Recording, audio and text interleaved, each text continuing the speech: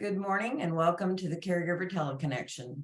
My name is Glenda Rogers and I'm going to be your facilitator for today's session. Today is the last in the series of the Pride of Caring, issues for LGBTQ caregivers and professionals. And today we're going to be talking about mental health among LGBTQ plus caregivers, a really interesting topic. So let me introduce Dr. Elliot Montgomery Sklar and Lucy Barylak to you, and they will be our presenters today. So Dr. Elliot Montgomery Sklar is a public health professional focused on supporting the health of the public through academic work, research, and service. He has led healthy aging programs for seniors and for caregivers in Canada, Florida, and virtually. Dr. Sklar is an associate professor of healthcare sciences at Nova Southeastern University in Florida. He publishes and presents his work internationally, which is focused on the complexity of issues related to aging and caregiving. Lucy Barylak has a master's degree in social work from McGill University. She is presently working as a consultant for a health network in Montreal, Canada.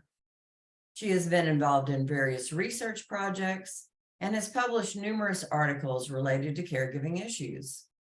She has lectured at several universities and colleges on innovative approaches to caregiving and presents annually at international and national conferences. Lucy is also a consultant for private industry in the United States, including her work with the WellMed Charitable Foundation and clinics in Texas. She would also like you to know that she was a caregiver for her mother for about 10 years. Welcome, Lucy and Elliot. Thank you so much.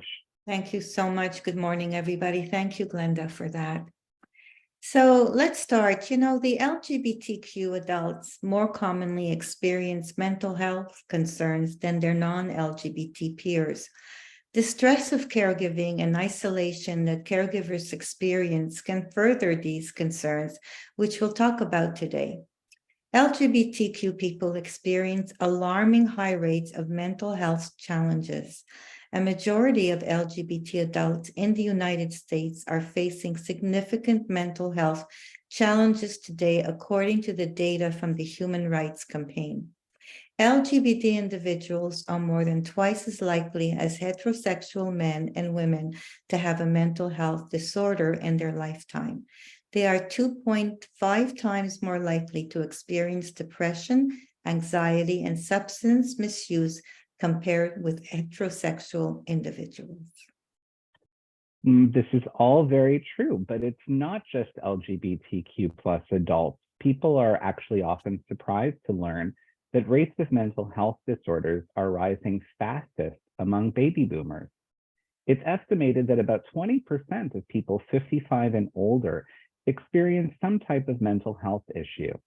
And the number of older adults with depression is expected to double by 2030.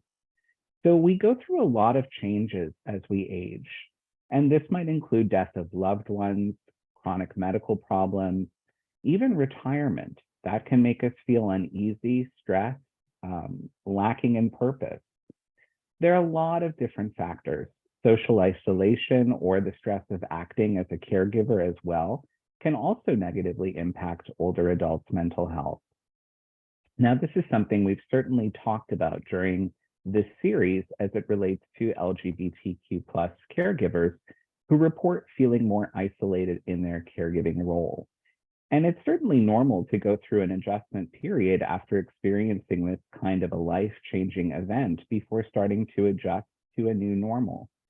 But for anyone listening today, if these depressive feelings persist and if they begin to interfere with your normal daily life and functioning for a prolonged period of time of a couple of weeks or more, then you might want to consider seeking treatment to feel better. Depression is not a normal or healthy part of aging, and unfortunately, older adults are often hesitant to reach out for help due to persistent stigma around mental health and also generational differences in how these disorders or issues are perceived. And aside from all the data we know from experience, and I'm sure many of you participating today know too, that mental health issues are often underreported and underdiagnosed. Now, it's important that the HRC, the Human Rights Campaign, is bringing this light, I think, certainly among LGBTQ plus community members, but it's also really important to recognize that many people experience mental health issues. And I think that that's been sort of a consistent theme throughout our series this month as we've been addressing a lot of different issues facing our community, that perhaps it isn't just our community alone. And I think it's important to highlight that. And always, we do say we sometimes use the term LGBT or LGBTQ, and it's just for the sake of brevity during our 1-hour program today. But we acknowledge at the beginning of our series, certainly the full acronym is LGBTQIA, sometimes 2+, which is a mouthful to say. So I do want to share some data here from the CDC, which reflects that in 2020, of course, the year of the pandemic, about 20.3% of adults had received mental health treatment in the past 12 months. So that precedes the pandemic. And that includes 16.5% of people who took prescription medication for their mental health, and about 10% who received counseling from a mental health professional. Women were more likely than men to have received any kind of mental health treatment. The National Institute on Mental Health reported that mental illnesses are common actually in the United States. And per their report, it's estimated that more than 1 in 5 US adults live with a mental illness. So this is up in 2021 from the CDC's 2020 report. The 2021 report finds that about 58 million adults in the US have a mental health issue, as compared to the CDC's 2020 report of only 41.7 million. Now, we use a more broad terminology today, like mental health issues or mental health concerns, because caring for someone with mental illness can vary tremendously. There are also different language used that people are comfortable with. So we try to be more broad and inclusive. You may know someone who is being treated for depression and who usually seems fine, but they might be going through a depressive episode, for example. For other people who suffer from depression, their experience can be very different and much more severe. Conversely, you might have seen a change in the mood or affect of a loved one during the course of the pandemic, which is a great example. It's a very good example of how we deal with difficult situations, and how for some of us who have predispositions for mental illness or mental health issues, those challenges can be more significant. Now, another hallmark of people who experience mental health issues and who are on medication is cycling on and off of medication, which can be a very wild ride for a person around that person and who might be caring for or loving that person as well. It can be very challenging to love and to care for someone with mental health issues because of the challenges inherent to mental illness.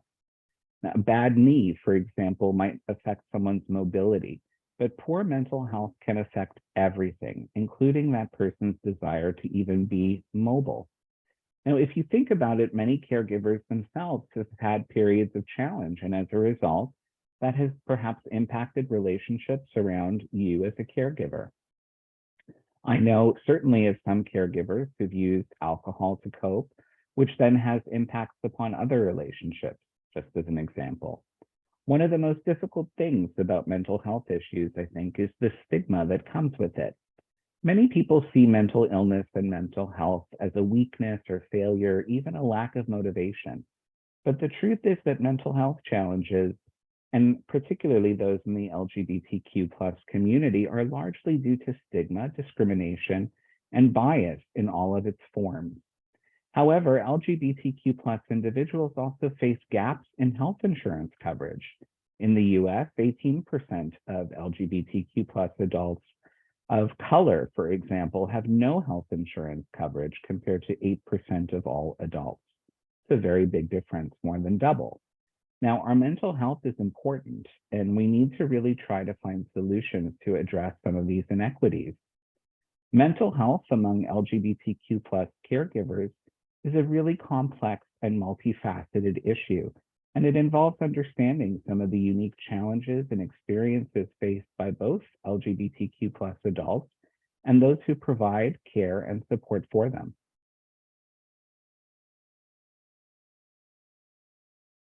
Lucy, you're on mute. Thank you for that, Elliot. I don't want it to disturb. Well, that's a lot to take in, and I wanted to look at some of the factors that lead to this higher occurrence of mental health issues among LGBTQ plus adults. They're complex and numerous, so let's look at those. So there's minority stress. LGBTQ plus individuals often face higher levels of stress due to the experience of discrimination, stigma, and prejudice. The minority stress can lead to an increased risk of depression and other mental health issues. As well, there could be social rejection and isolation. Individuals may experience rejection or lack of acceptance from their own families, from friends, or society at large. This social isolation can contribute to feelings of loneliness, sadness, and depression. As well, internalized homophobia or transphobia, internalizing feelings of shame, self-hatred, or negative beliefs about one's sexual orientation or gender identity can contribute to depression among LGBTQ plus individuals. Now, there's also bullying and victimization. Individuals, particularly young people, are at a higher risk of being bullied, harassed, and victimized. These experiences can lead to significant psychological stress and increase in the likelihood of depression. Co-occurring mental health issues. LGBTQ individuals are more likely to experience co-occurring mental health issues, such as anxiety disorders, substance abuse, or post-traumatic stress disorder, PTSD. These conditions can contribute to depression or depressive symptoms. Now, there's also the healthcare disparities. LGBTQ plus individuals may face barriers when seeking healthcare, including mental health services. These barriers can result in limited access to appropriate supported treatment for depression. It is really very important to note that not all LGBTQ plus individuals experience depression, and prevalence rates can vary across different subgroups and populations within the community. Very much what Elliot was saying before, we don't just want to lump it all together. Additionally, societal progress, increased acceptance, and access to affirming support can help mediate the risk factors associated with depression in the LGBTQ plus community. Efforts to address depression in this community should focus on promoting acceptance, creating supportive environments, providing accessibility, mental health services, and implementing policies that reduce stigma and discrimination. Culturally competent care that considers the unique experience and the needs of the LGBTQ plus individuals is crucial for effective support and treatment. So basically what they're saying is don't lump everything together, and there is a way to be very sensitive, because health, mental health is really still a stigma in our population, regardless of who you are and where you're living. So I want to hear from people. Does any of this hit home for you? Have you experienced or felt any of these things? Just simply unmute your microphone if you'd like to join the conversation. The chat box does remain open.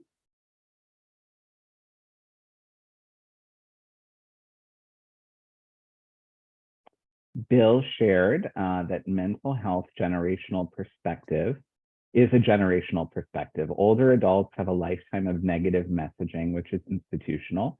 Adults and younger have negative messaging, institutional, social, and media. An interesting point, Bill. It's the social media one in particular, because there's new research actually coming out to say that social media does not have actually the effect that we think that it does, which is a negative effect on our mental health. There's a meta-analysis, a study that looks at all the studies that came before it. And one of the studies that actually found that media, social media, having a negative impact on our mental health, the study that has the largest sample in it, the largest population studied, their findings were that social media does have a negative effect on our mental health, but their sample were of about 10,000 or so 14-year-old girls. So it's very interesting because I don't think we can generalize necessarily those findings. And what the study actually showed, which links back to the topic of our program today, is that for individuals who do have mental health challenges, social media can have an impact. So it's kind of like what I was saying before, that during the pandemic, people who have a predisposition to mental health issues may have had a more challenging time. And GJ said that being a caregiver really showed me where my mental health strengths and weaknesses had always been there. And I think that's a great point. You know, certainly when we go through life stressors and challenges, that really highlights a lot of our strengths and things where we might need to get some support. I don't see it as a weakness necessarily, but I see it as sometimes areas where we might need a little bit more help. Now, I'll share personally that in this past month or so, and we've shared that this is the first time that the Human Rights Campaign issued a state of emergency for our community in the US in 4 decades because of the number of policies that have been enacted or are on the table that restrict healthcare access, even drag performances. It's been a trying month for me from a mental health perspective, because when you're part of a community and you feel that that community is facing oppression or prejudice, that is challenging. And you start to say, you know, what is it that I'm doing here? Maybe I don't belong here. And that can be really difficult when you try to root and have a community around you. So I know I'm certainly not alone in feeling that at this time in our history. But I am happy to say that I've heard that some of these policies have been temporarily halted, which is a huge sigh of relief. And in addition, you know, we've also shared that many healthcare facilities have a religious affiliation or association. And here where I live, the closest hospital to me is called Holy Cross.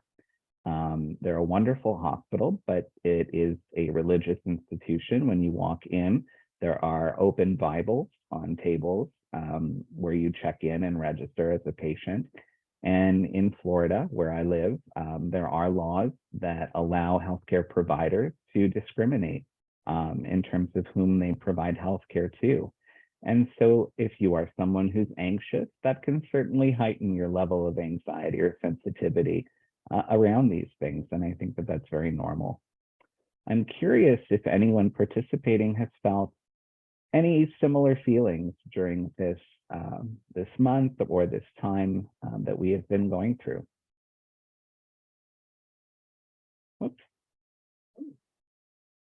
Didn't mean to go through all that so fast, sorry. A simple push of a button and look what happened. I know, right? Yes.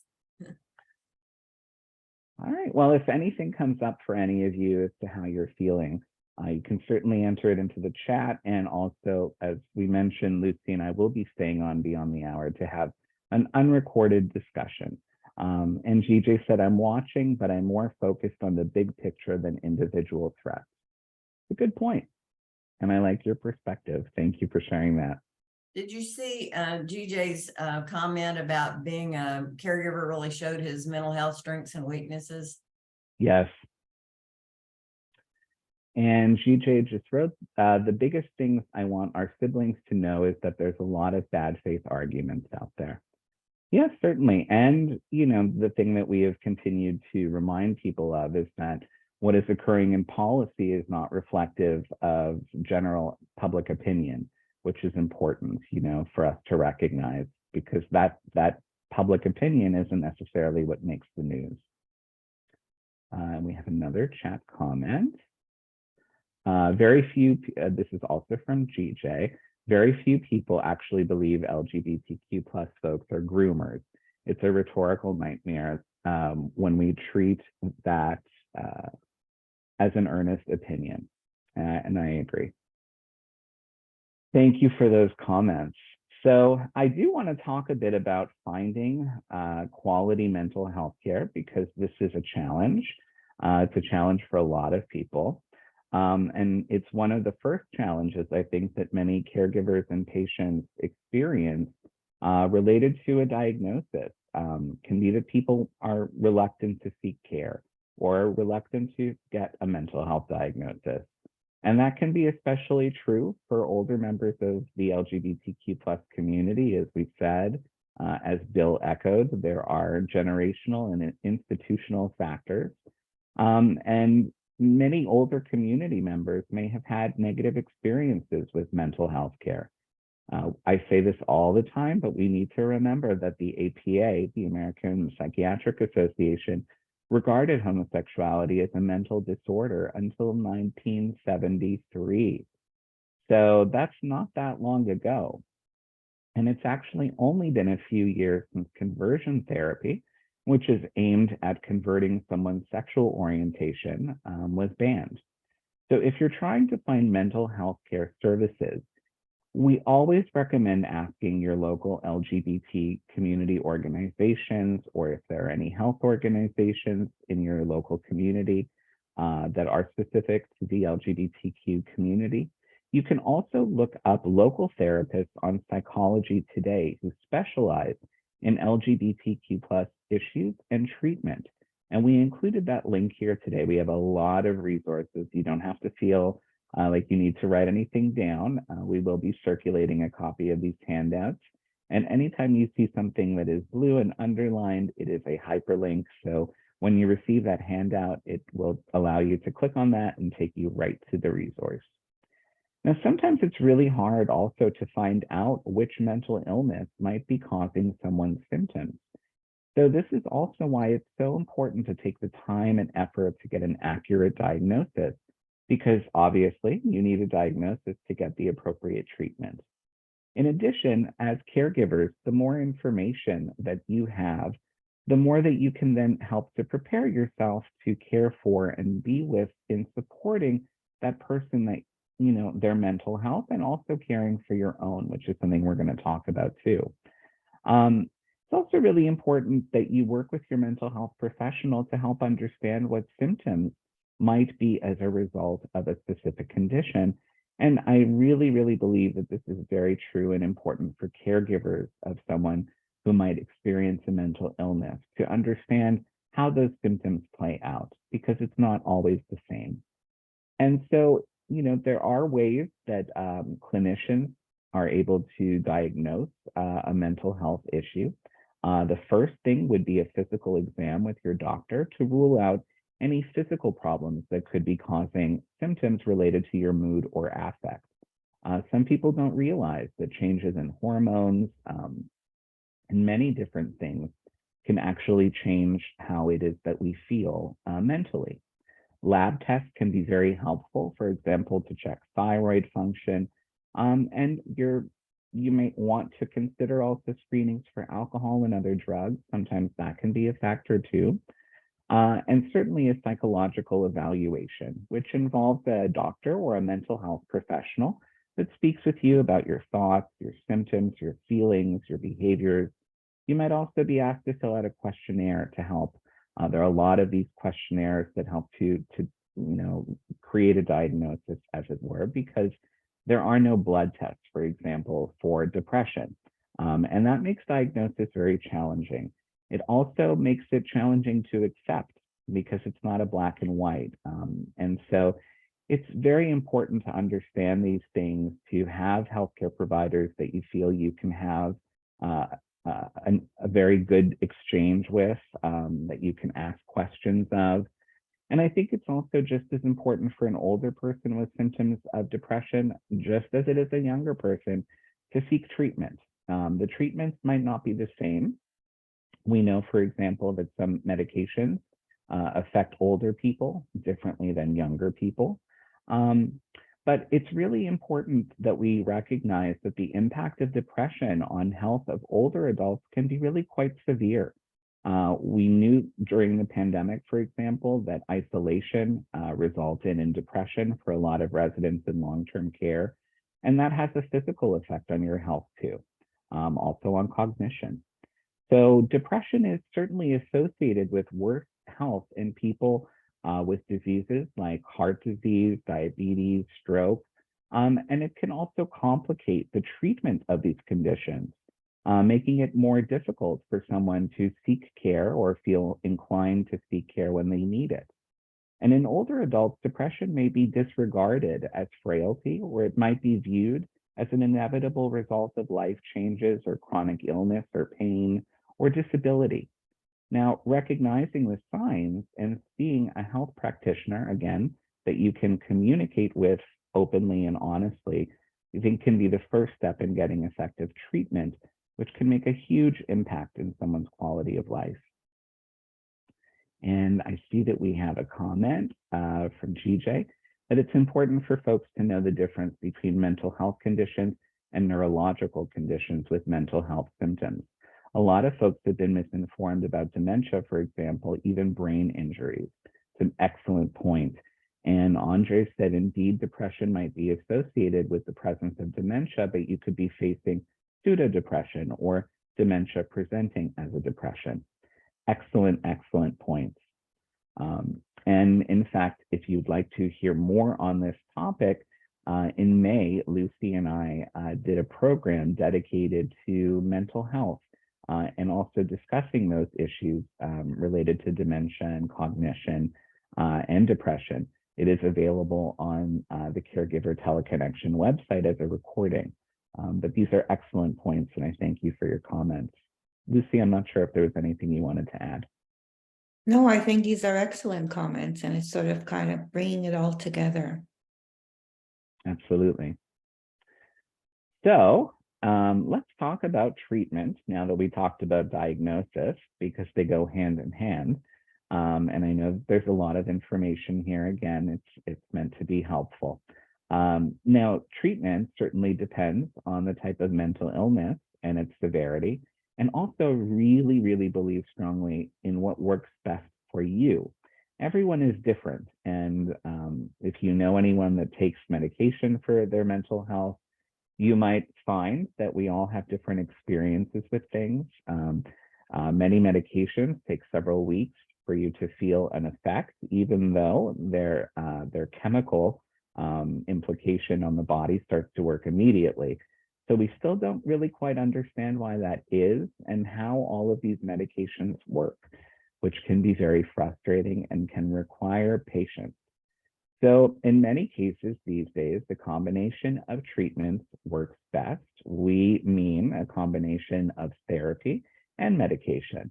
But if you are watching television these days and you see ads for medications, you might notice that many of them are for adjunctive medications for antidepressants that a person might already be taking. So, and I'll talk a little bit more about that. It's also important to have a team approach to make sure that all of your mental health, physical health, and social health needs are met. So that's also why we talk about seeing a doctor, seeing a therapist, perhaps also seeing a psychiatrist, because medications don't cure mental illness. They improve symptoms. So psychiatric medications can also help make other treatments, such as psychotherapy, for example, much more effective. And the best medications for you will really depend on your particular situation, health needs, and how medications respond to your body. And as I was saying earlier, age does factor into that too. So some of the most commonly used classes of prescription psychiatric medications are as follows. So we've given you the big ones here. So antidepressants, which are used certainly to treat depression, but they can also be used to treat anxiety and sometimes other conditions. They can help to treat symptoms of sadness, hopelessness, lack of energy, difficulty concentrating. Antidepressants are not addictive. They do not cause dependency, which is important. whereas anti-anxiety medications sometimes can. And these anti-anxiety medications are usually used, of course, to treat anxiety disorders, which can include panic disorder or generalized anxiety disorder, which is less acute and more consistent. They might also help with agitation and insomnia. Long-term anti-anxiety drugs typically are antidepressants that also work for anxiety, whereas fast-acting anti-anxiety drugs, you can think, for example, of Ativan or clonazepam or Xanax, those help with short-term anxiety relief, but they do have the ability to cause dependency. So ideally, they should only be used for short term. There are also mood stabilizing medications, which are commonly used to treat bipolar disorder, which involves alternating episodes of mania and depression. But sometimes mood stabilizers are also used to treat depression. And finally, antipsychotic medications. Now, these are used to treat more intense psychotic disorders, for example, schizophrenia. Antipsychotic medications, though, sometimes are also used to treat bipolar disorder or are used in conjunction with antidepressants. Now, I said earlier that all of these medications are very helpful, but they're helpful only when people stay on them consistently. And the problem is that some of these medications have some significant side effects, whereas others are more mild. And that's why I always say, I think it's so important that it's an individual thing. One of the keys for successful treatment to me is open and honest communication with your provider. And that includes communicating about the symptoms that these medications might be giving you. As caregivers to people who suffer from mental illness, we also need to recognize that these medications have adjustment periods, and it can be very challenging to provide care for someone who's suffering from a mental health episode, or to just bear with them as they adjust to medications, which can impact everything from sleep to weight, mood, behavior, and even sexual function, which is important for couples.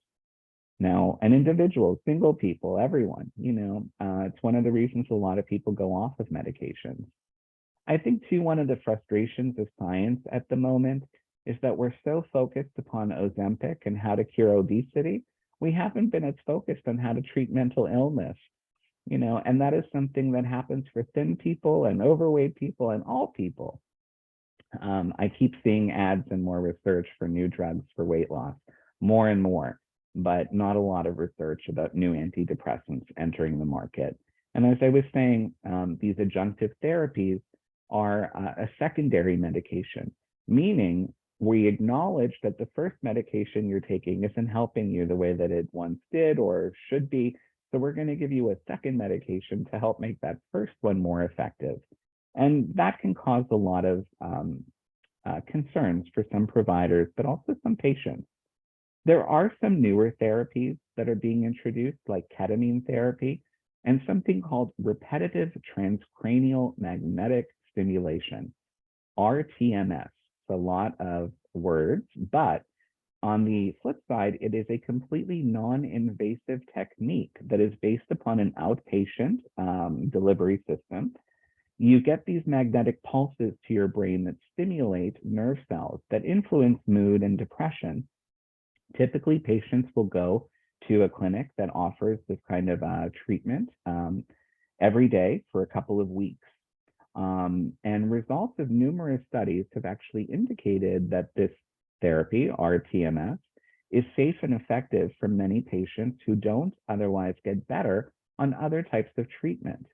But this treatment can be very expensive. Some insurance plans are covering it, some are not. And one other treatment that I do want to make sure that I mention that is, I think, so important is exercise.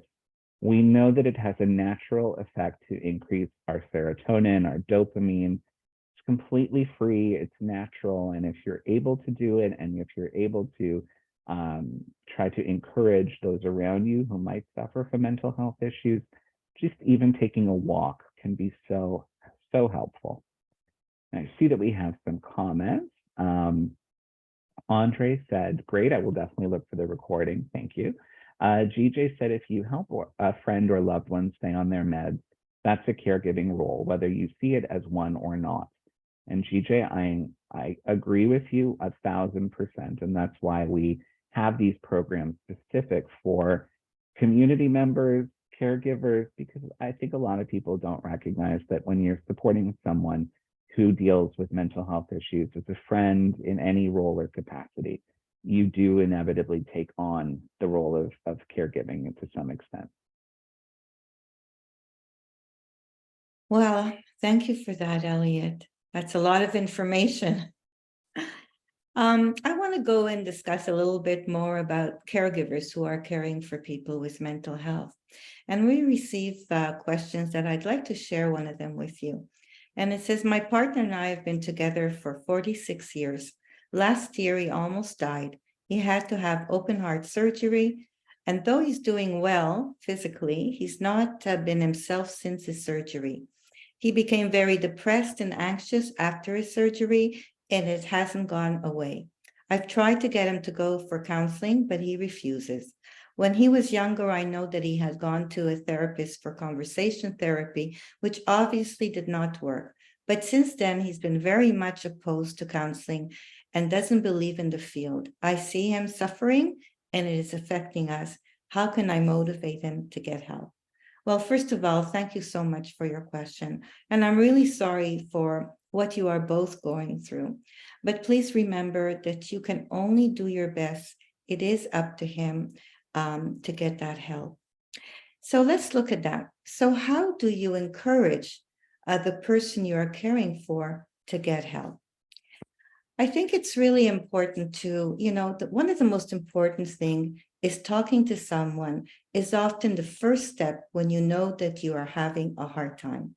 This way you can find out what is troubling them and what you can do to help. Now, you might find that person they don't really want to acknowledge it. So it's important to set time aside for when you have no distractions. It's important to provide an open and non-judgmental space with no disruptions. Let them share as much or as little as they want to. Let them lead the discussion at their own pace. Don't pressure them to tell you anything that they aren't ready to talk about. Talking can take a lot of trust. It does take a lot of trust and courage. You might be the first person they have been able to talk to about this. The other thing is, don't try to diagnose, second guess their feelings. That's important. As Elliot was talking about that, you probably aren't a medical expert.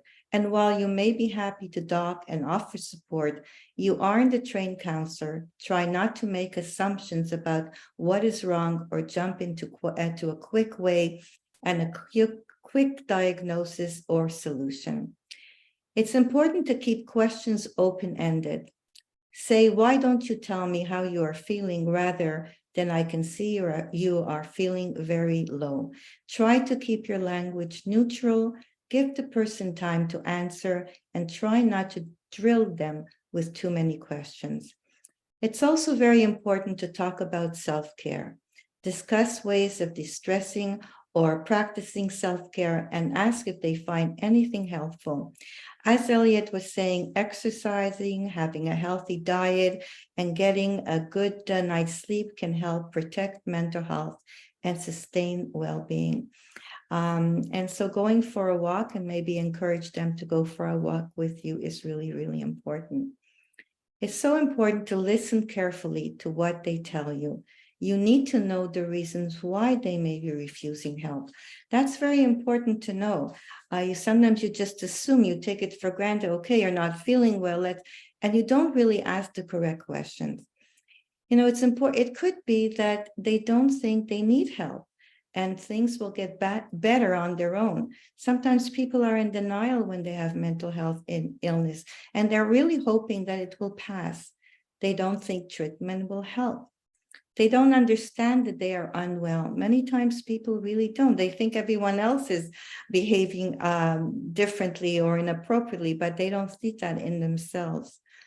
They may be scared of what will happen to them if they tell their doctor how they feel. They may be afraid that they'll be hospitalized. They're concerned what other people might think. They don't want other people there because we know that there is stigma in our society around mental health in general. They are worried it will affect their jobs or their studies. I mean, that's important to take into consideration. If you're the caregiver and the person you're caring for is telling you, I don't want anyone to know what's going to happen. They may feel hopeless and are reluctant because of past experience, as this the question that we had. They just don't trust the healthcare system, and they're just really refusing, and they're just afraid. So it's really, really important for you as a caregiver to have a good understanding of why the person you're caring for is reluctant to receive care. So, but it's a given that if they don't want to help, it's extremely frustrating and you can get very angry and upset, and you're feeling kind of helpless. You yourself are feeling down and you need support as well. So I'm really encouraging you that if you need support, you don't need to do this alone. But one way that is also a good way of getting some control over this whole situation is find out first and foremost what resources are available in your community for mental health. It's good to call them and find out exactly what the services are. And then you can share that with the person you're caring for and say, look, there is help out there. This is what they're able to give you. Does any of this sound something that you would be willing to accept? And let your loved one know that you are ready to help them. Offer to help them to talk to their doctor, or offer to talk to their doctor before the appointment, but always obviously with their permission. It's important that if they do accept to go see the doctor, write down all the questions before. And if they are on medication, as Elliot said, you could tell them that maybe it's time to see the doctor. Maybe there needs to be some sort of adjustment to the medication. And if they're not taking medications and they refuse, you could say to them, there are medications that could be helpful. Do you think it's something that you would like to try out? However, some people might refuse to get help, even if you try to support them. It's important not to give up and to stay hopeful. It might take a while before they do get help because it does take time to accept all this. This is why self-care is so important for all caregivers, but especially when the person you care for suffers from mental health issues. Many times caregivers are not even involved in treatment plans if the person does not give permission for the psychiatrist or the doctor to include the caregiver. And so they're really left out. So what I'm saying by self-care is, take time for yourself. Take breaks. Be sure to get out and change your environment. Please do not isolate yourself. As we talked about exercise and walks, all these things are so important to boost your mood. It can also be something that you try to do. Like, it's really important to try and do things with the person that you're caring for. And I do feel that many of you may need some individual counseling for yourself to know how to deal with this situation and realize that you're not responsible for their happiness. And you really need to care for yourself on a daily basis. So what I'm trying to say is that caregiving in general is difficult in all situations, but many times in mental health, it has its own challenges because the person is competent, they can still make decisions, you can't force things upon them. So I just want to ask our audience, does anyone have any questions or experience that you would like to share? Has it been hard for you as a caregiver to deal with the person that you're caring for that has mental health issues?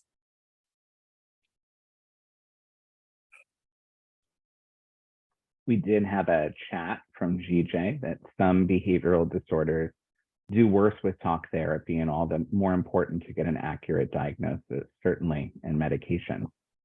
Absolutely, yeah. I'm sensitive to the time, so I'm going to continue on because we have some last important information to share. And I want to thank you all for your comments. Now, many people feel concern with how they will deal with an impending crisis should that happen. And I think it's so important to have a plan in place so that you know what you'll do and who you will contact in case of an emergency. Now, a personal plan might have some information that is specific to your situation. A crisis situation can look different for certain people in different circumstances and different scenarios. But nevertheless, speak with your healthcare provider or your loved one's healthcare provider, ask questions, and ask for their engagement in helping you to have a crisis plan. It's important. If you're in crisis as a caregiver or concerned about a loved one, and if there is immediate danger that you're worried about, we know that you should call 911. However, if there is no immediate urgency, you can call SAMHSA's National Helpline, and we've included their information here. And that can be for yourself or for someone that you're caring for. They have 24/7 free confidential services available in English and in Spanish. They also have a treatment locator, and you can also text them at help for you. So we've included that information here because it is very important. And since July of last year, there has been a national suicide and crisis lifeline that you can reach at 988. And we'll be providing resources on our last slide that can help you with identifying some additional resources that you might want to keep handy. I do see that we have a chat here. GJ said there may be also condition-specific support groups and resources for caregivers. Yes, so some of those are available through SAMHSA and others will be available on our resource slide in just a minute. But before we end, we have some very, very important information here from Lucy to share about caring for yourself. Yes, it is really very, very important to care for yourself. And it's important to look after your own health and your own well-being. Understand what you can and cannot do as a caregiver. It's really important to do that. As I said before, you cannot make them happy. You cannot force anybody to get help, something that they have to do on their own. It's also understand what the person you care for can and cannot do. That's another good one. Give yourself time to do things you want to do, no matter what it is. As I said before, don't isolate yourself. If, go out with some friends occasionally, do the things that make you feel good. You need some respite. Try and keep physically active and have a well-balanced diet. Extremely important. Know when you need a break. That's a big one. When you've kind of had it, step back and just say to yourself, you know what, I just got to go out for a walk, or I'm going to go make myself a cup of coffee. I just need that break. And it's so very, very important to set up boundaries, and you need to stick to them. I know it's hard, but try not to take things personally when somebody says something to you, and keep in mind that that person is not well. If the person is in a bad mood, many times you just need to give people some space. It's not an easy road that you're on, I really have to say, but remember that you are caregiving and you do have, there are resources in the community, and you really don't need to do this alone. There are support groups that you can be involved with. By sharing with other people, it kind of makes you feel, you know what? It's normal what I'm going through. It's normal how I'm feeling, the frustration. But as we said before, as I was talking before, knowing why the person is reluctant to get support is very helpful. And this way you can navigate and be able, instead of getting angry or frustrated by them. Treatment is so, so very important, as Elliot was talking about that, and being able to stick with that. Now, mental illness, as one of the things that Elliot spoke about, 1 in 5 in the United States, regardless of what community you're in. But there is hope, I have to say. People do go into remission. People can have very productive lives with mental health issues. as long as you know how to control it and recognize when you need help, when it's time to go back to the doctor. As I said, maybe readjust the medication, or maybe just need time for yourself. Those are all excellent points, and I promised resources. So here are resources. We broke them out into 3 different categories. The first being under mental health and aging. We have a ton of different resources there. And anytime, again, you see something blue, it is a hyperlink. So when you get the handout, you can just click on that. We do have mental health hotlines, which we included. I think hotlines are very helpful, especially for people who are hesitant or reluctant to seek out more committed kind of help or therapy. It can be almost an entry into receiving some kind of initial help. The other thing that's great about hotlines is that they're free. They don't require insurance information. They're anonymous. So again, that can be a good entryway, I hope.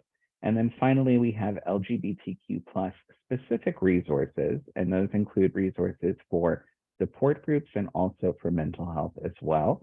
And we'll be sending, of course, a copy of our presentation with these resources to those who registered today. And I want to thank you all for joining us. And I see that we've had some repeat participants this month during our program. And I want to thank you again very, very much for your time and your support.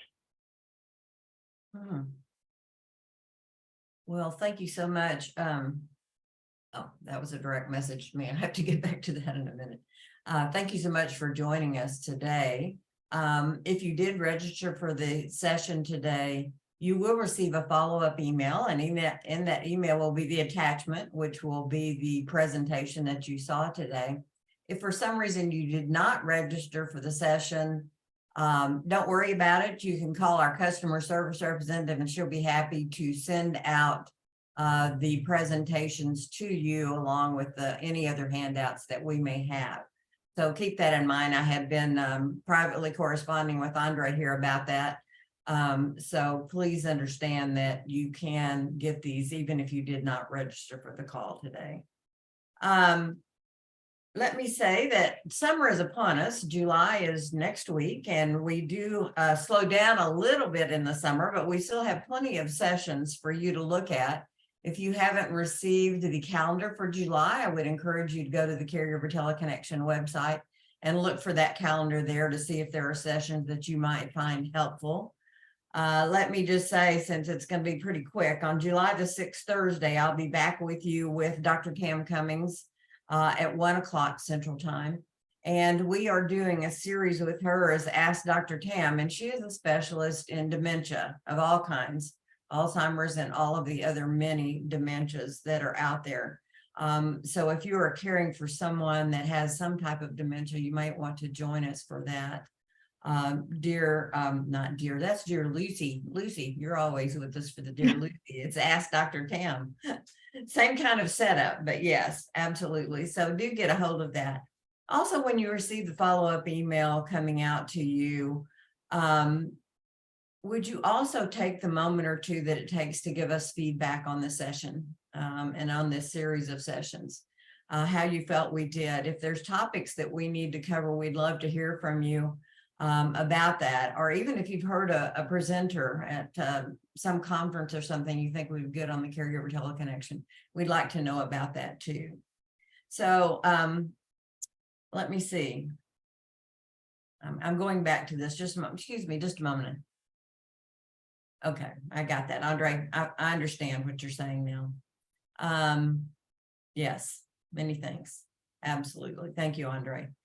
So I'm going to be leaving you at this time, and I'm going to stop the recording, and Lucy and Elliot will remain on with you to discuss this very important topic. So I want to thank you once again for joining us today, and I certainly hope to see you on future Caregiver Teleconnection sessions.